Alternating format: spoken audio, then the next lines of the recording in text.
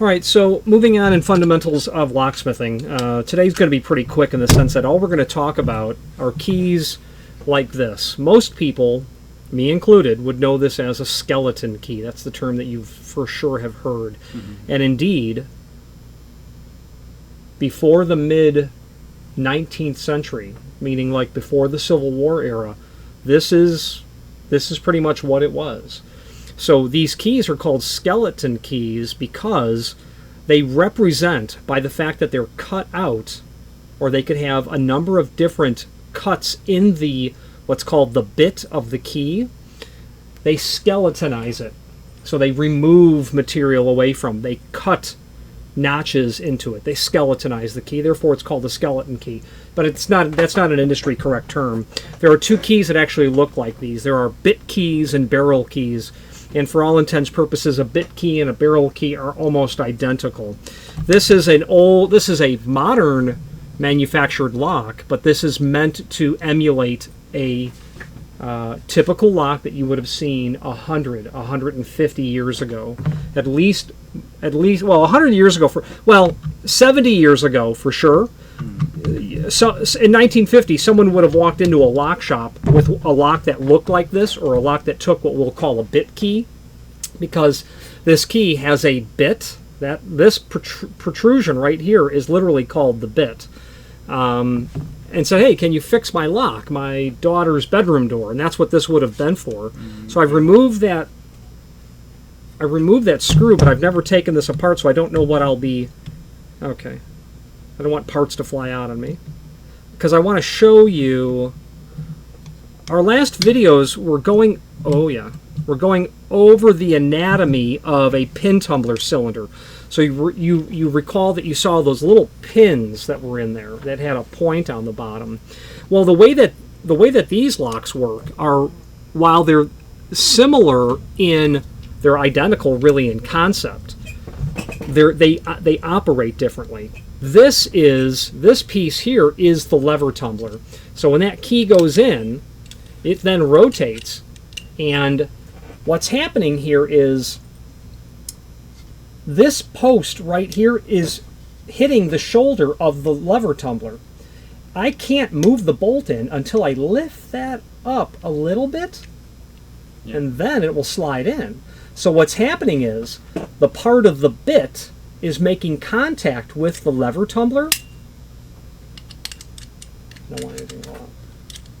Pushing it up, and then the bit also will, I gotta do it this way. It'll lift the lever tumbler up and pull the bolt back. Very, very simple, but ingenious. Pretty simple, but pretty smart dude who thought that up. So I want to just turn that around and show the camera. Now what would have happened here on this lock is you would have had to have basically two operations.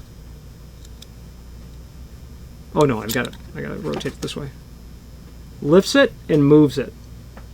Lifts it and moves it. And what's happening here is the post on the lever tumbler is going through the gate that's here. The opening is called the gate. So it can't, when it's restricted like this, the bolt can't move back and forth. You can't push it in and you can't throw it out. What would be required in this is you could bolt the door, but to turn the knobs, you'd have to unbolt it and then turn the knob. So it'd be two operations to really get in. Whereas today, locks are just turn the key and push the door in. But the bottom line is this is a lever tumbler style lock that works on what people will call a skeleton key, but it's properly called a bit key. In the future, there will be an opportunity for you to take the ALOA AFL, the ALOA Fundamental Locksmith class. You will be introduced to this material. You will never encounter one of these in life. If you did, it's because you're out antique hunting. But the reason that it's taught is because it's the science of how locks work. We're learning the science of how locks work. This is called a lever tumbler. And this, basically, the lever tumbler creates the blockage in the keyway that prevents any key from working, only the correct key. Now, when I put the bit key in, and it stops right there, It won't go through any further. That cut, which is you see in the drawing, it's called the depth cut on the top drawing. Imagine if I changed how deeply that depth cut was cut. Yeah. If I changed it, if there was no depth cut, what would happen is it would overlift. It would lift the lever tumbler too high. Then the post couldn't go through the gate. And if that was cut too shallow, it wouldn't lift the lever tumbler enough. It wouldn't lift it far enough because that's cut deeper, and the depth of that cut is directly related to how far it needs to lift the lever tumbler. So if there was no cut on that bit, it would lift it. It would already be lifting it, and it would get to here, and it wouldn't be able to turn any further. If it was cut too deeply, it might not move the lever tumbler at all. If that was, another 3/16 deeper, it may not even move it.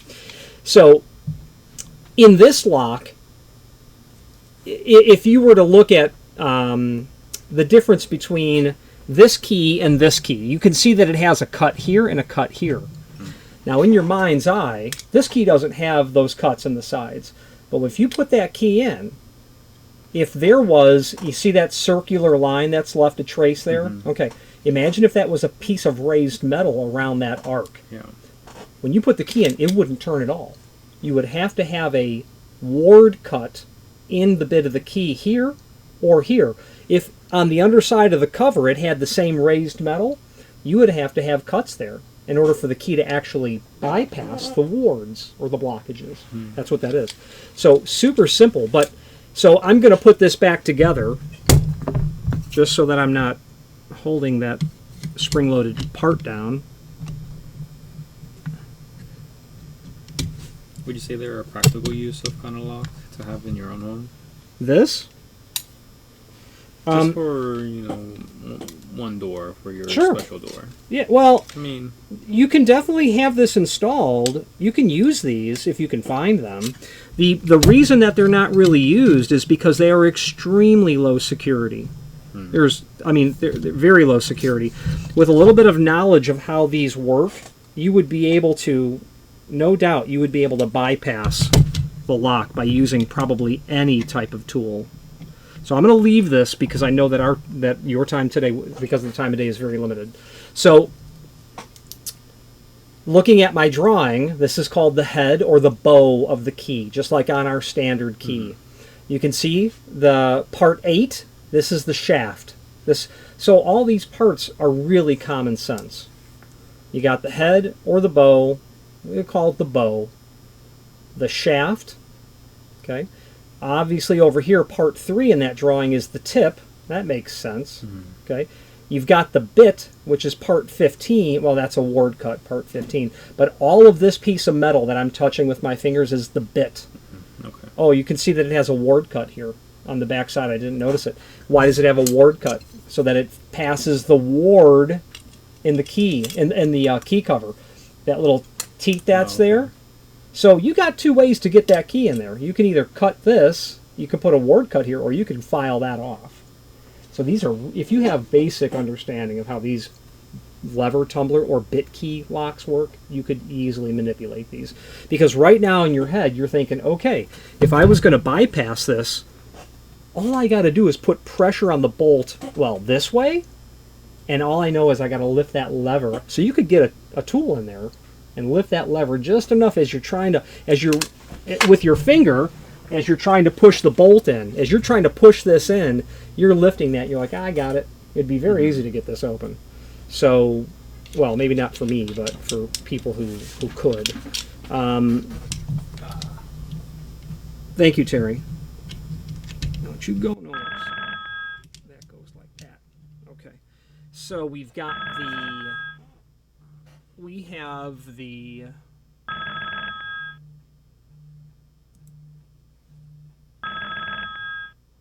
bear with me.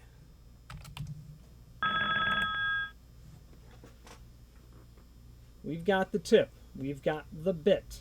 Into the bit will be ward cuts, like it's shown there, 15, if we needed a ward cut here or here. This is called the depth cut, down in here. Okay. Now, if you were to search for skeleton key, you'll see keys that look like this, but you will see them with exceptionally intricate patterns of cuts. And all those patterns of cuts allow the key to bypass intricate wards that are built inside of the lock case. So the more intricate, and I would ask that you Google search skeleton key and then click images, and you'll see extremely ornate cuts. And the reason that those cuts exist in a far more complicated fashion is because everything happening inside the lock is more complicated, making it more difficult for you to go in with your finger. If your finger was small enough, or a tiny, like an ice pick that you've bent over, any tool that you made with hard metal, to get in there and kind of turn it around, those intricate cuts work to defeat what is inherently a low security lock. So a lot of the intricacy, a lot of the security of the key lock of the lock itself is based on the complexity of the key. And what's really cool about that is in 2022, what makes high security locks so awesome is the intricacy of the key. 300 years ago, what made it so cool, the principles are the same.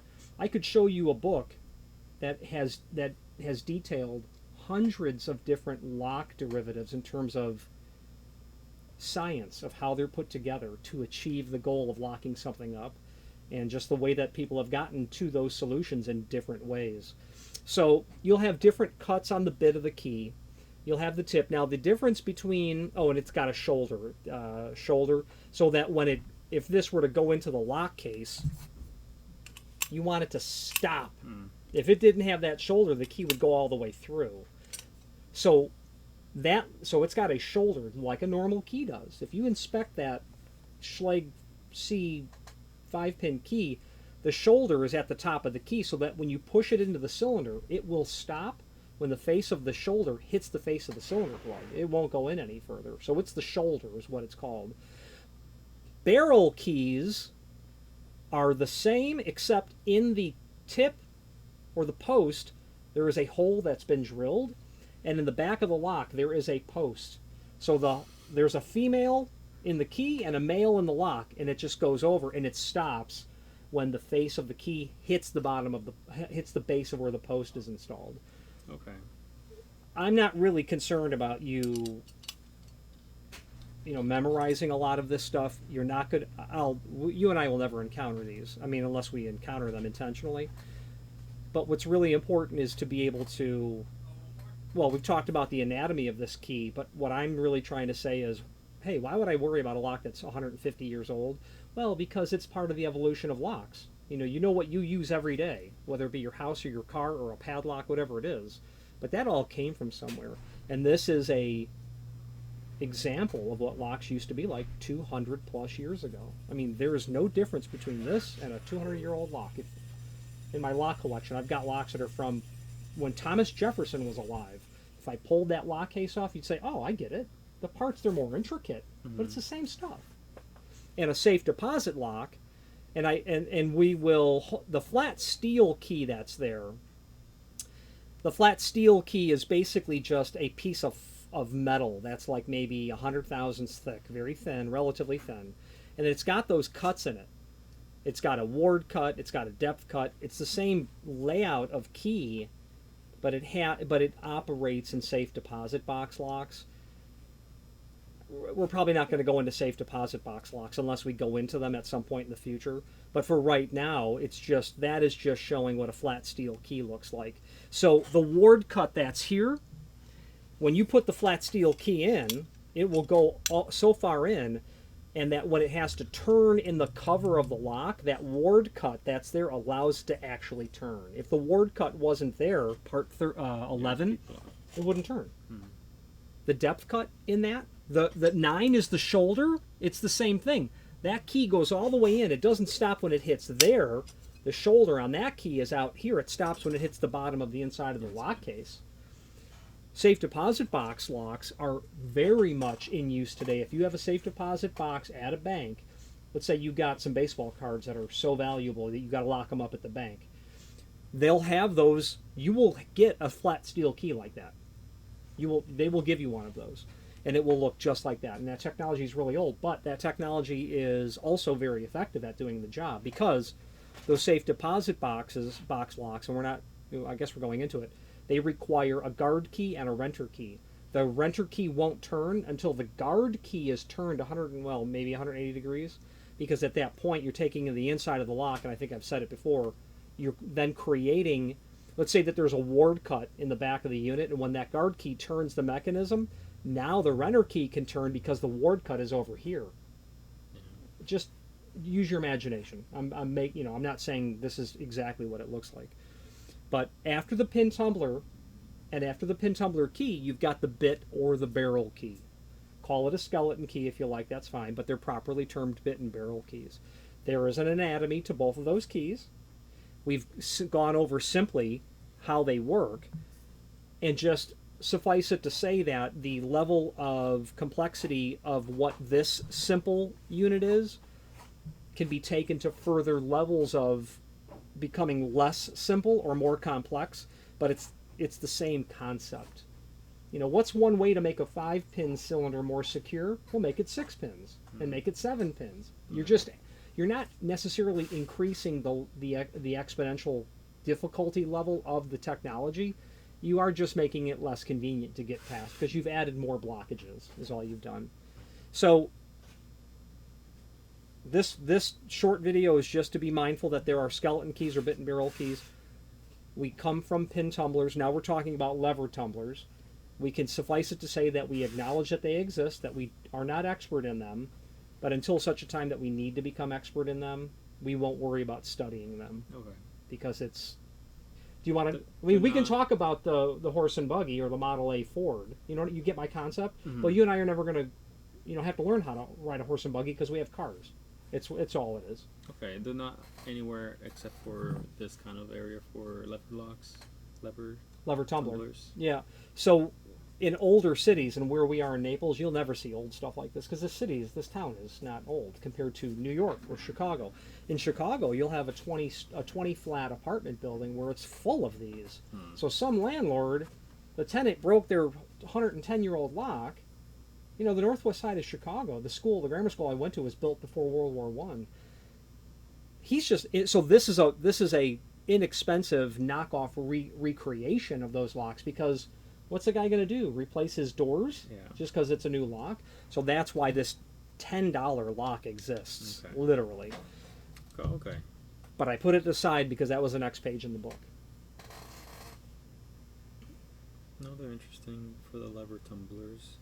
They're just the previous technology. Mm-hmm. But again, going back to the pin tumbler, the Egyptians come up with it 4,000 years ago, and it was, again, Linus Yale Jr.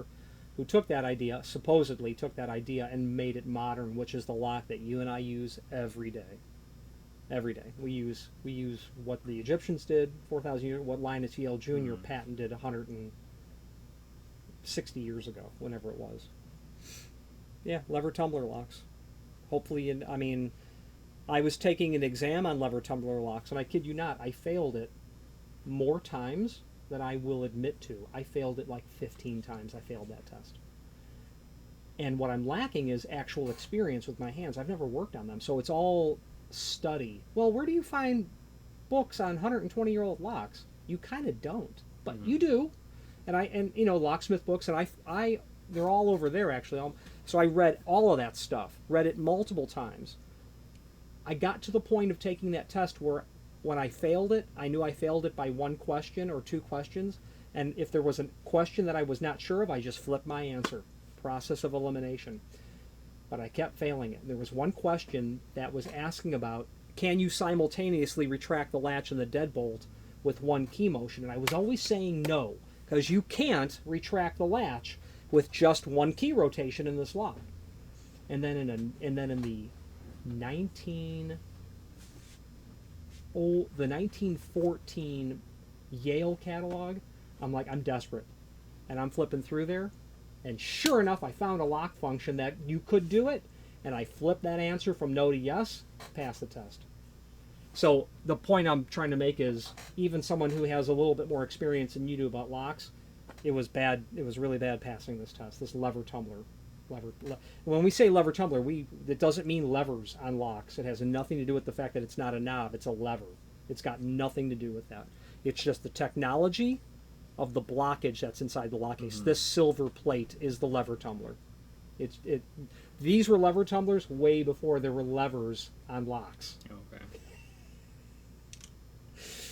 So that's what that is. What do you have any questions on this? This is not a real, this is not super important. Would you be able to do the same thing, the same concept, just do, again, different modifications of the lock, where do 2 whole turns on the key, but then it's just different design. Lots of different functions. So you could get a lock like this that literally has 2 keyholes, one to retract the bolt, then one to retract the latch. Then you could have the spindle for the knob trim as well. So, without, suffice it to say, the amount of catalogs that I've looked at in my life, there's all kinds of functions. And by all means, twist that around a couple of times. Now, in your mind's eye, just imagine what's happening inside the lock. And if you forget what's happening inside the lock, well, you take the lock apart and you study it. You figure out. Okay, I see now. So when you throw that bolt, the cut in the bit is cut to the right depth to lift the tumbler up, but then the leading edge of the key, sorry if I got you, the leading edge of the key is now throwing the bolt out. So you're lifting and moving at the same time. Yeah. You got to lift the lever tumbler, otherwise the post won't go through the gate. The post is caught by the shoulder of that lever tumbler. But if you study that long enough and I gave you an ice pick, sooner or later you're going to be able to get that open, and it would be sooner rather than later. Yeah, I could just. If you took the cover off already. and you studied it, and I said, take an hour, take 10 minutes, whatever you need, now go make a tool and get in there and try to monkey with it. You'll get it open. You try that with a pin tumbler cylinder, and in my opinion, you'd have to start to be gifted, kind of like, I can't do it. Anna can do it. To pick one of those open. And really what it is we don't want people to be able to get inside of our locks without us knowing, certainly. Breaking the door in is one thing, but doing it with a homemade ice pick tool, that's not good. So that I could get open. I could get something in there. I could take a flat piece of metal, and grind it. Because, remember what I said before, when you see someone's key, you see what tool works that lock. And if you can replicate the tool, don't think of it as a key. It's a tool. Whether it be a paper clip or a credit card like you see in the movies. Whatever the tool is to get it open. So when you see the key, you're like, oh, I know how it works. Yeah. There's a guy, Mark Weber Tobias. He's got a 2-volume forensic books on the study of the science of locksmithing. It's crazy how deep this guy goes. But it's everything in the world. A little bit of knowledge goes a long way. And that's why I say locksmiths are the most honest people you'll ever meet. They really are. Just They looking know at how the locks work. the milling, things like that. Just looking at that. Yeah, that's a ward cut that's there because that's a ward. Depth cut in the bottom. Mm-hmm. Sides of the ward cuts. That's a ward cut, just on the side profile. That's on the side of the bit. So that's really the only ward cut in that. Now imagine in your mind's eye, let's put a ward up over here. Then you'd have to take and put a ward cut on the other side. That'd be cool. What would that really achieve? It would really achieve making it more difficult for you to replicate a tool to get in there because there's another blockage going into the broaching of what would be otherwise the plug or the opening. They're just blocking it more. And when you look at a modern key, the millings in the side of it, the more intricate or complex those become, the more they're trying to keep you from sticking something in there. Yeah. Okay. Anything, a paper clip, whatever. But that's a very basic lock so that we can approach here's the science of how these work. And many of the locks that I've had that I've got in boxes and now in storage, I bought just because I was studying. I needed to take it apart and see how it works. I like these locks. I like the concept, even though it's very low security. But always remember the mantra, locks keep honest people honest. Most people in the world have no idea how that works. They see a key like that skeleton key. Oh my God, it's a skeleton key. This is so complex. Turns out it's the opposite. There's not much to those. But you could easily go down a 5-minute internet rabbit hole and look at some skeleton keys. You're like, wow, that's intricate. And if you did a little bit of study as to why those cuts have to be there, the wards that are on the inside of the lock case, the underside of the cover, you're like, oh, I get it, but it's really no more technically difficult than understanding this. It really isn't. It's just more of the same thing. Same concept. Same concept. They would all have to go past the ward, past the depth cut, have a certain cut to lift and push for this one. They all would lift and push something? The lever tumbler has to be moved. So what if I made the height of that lever tumbler taller, or I positioned where the gate was in a different location? No problem. My depth cut has to change. So what if I wanted 3 of these locks all keyed differently? I could change my depth cut by changing the lever tumbler inside of there to move it in a different position so that the depth cut here wouldn't work the other because it either overlifts or underlifts. Okay. But you're limited as to how deeply you can cut that key, which means you're limited as to how many different key combinations you could have. And that's another major downside of locks like this. You can only get a few, like let's say a few dozen key changes out of these locks. Whereas with modern locks, you can get millions of key changes. Medico's new system, Medico's old system, you could get 1 million different keys right like that. Their the Medical 3 actually, the Medical 4, I don't know, I've not studied it. So that's if you've got an apartment building with 50 apartments, guess what, brother? You're going to have a problem because 101 is going to work 403. I mean, that may not actually be the case, but that is a real limitation. Okay, let's take that a step further. Let's just imagine we had 3 different depth cuts and therefore 3 different tumblers, but how could you make that more complex? You could change the quantity and positions of your wards in the case itself, which means you then would have 3 different depth cuts, but then you'd have different positions of where your ward cuts would be. So you could do that too. And in fact, that is exactly how it's done. It's the same concept of why your house key doesn't fit in your car key. They're different keys, but the broaching in the cylinder is inherently different. If the broaching was the same, your house key would fit into the ignition of if you even have a car that takes an ignition key, it would fit in. If those millings and those broachings were the same. I can see that. It's a extremely fascinating subject to study, and one that people spend their entire lives doing. A customer comes in and you say, "Hey, can you repair this?" You can't make a living if you can't repair it. 70 years ago, those were going into lock shops all the time to be repaired, all the time. 120 years ago, guaranteed. There was a time before the pin tumbler cylinder when it was all of those locks. That's all you got. Like the catalogs from the late 19th century, like 1895, there were a few modern pin tumbler cylinders in there, but the majority of them were bit and barrel bit keys like that, skeleton keys. That's it. If you lived in Chicago in 1880, yep, that's probably what you have. Detroit, New York, these old cities.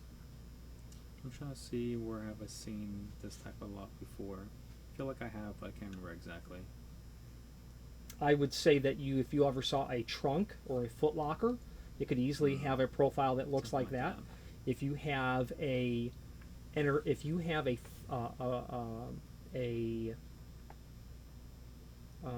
piece of furniture where you like a curio cabinet, thank you, with glass doors, you'll have probably a flat steel key, but it's the same concept of depth cuts and whatnot.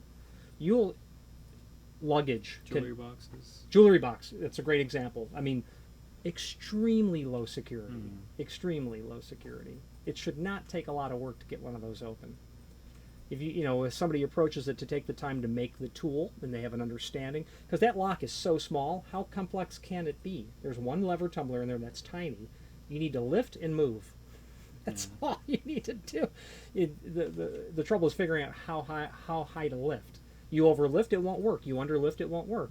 But as someone's lifting and turning at the same time, you can start to feel, oh, wait a minute, I think it's starting to move. That's, in theory, how it's done. Like I said, the locksmiths don't leverage their knowledge to do evil deeds. There's, not at all. Why? No. Not at all. Bit, barrel key. Okay. H5. Boom. Shaft, post, shoulder. What we'll go on to next week when I return, I'm going to Dallas to the locksmithing convention. I leave tomorrow to take a class. We'll talk about the anatomy of the pin tumbler key, which we kind of have, but I want to go into it more deeply, and then what paracentric keys are. We'll do all this at the same time next week when I come back. Awesome. I'm going to leave that right there. If you wanted to play with it, you are more than welcome to. If you, I know that you don't have time, but if you did want to, you could, certainly. That's what we'll do. Well, thank you. Cool, Daddy-o. Yeah, that was interesting. Hope I didn't screw you up too much No, in terms of totally time. This is important that we continue.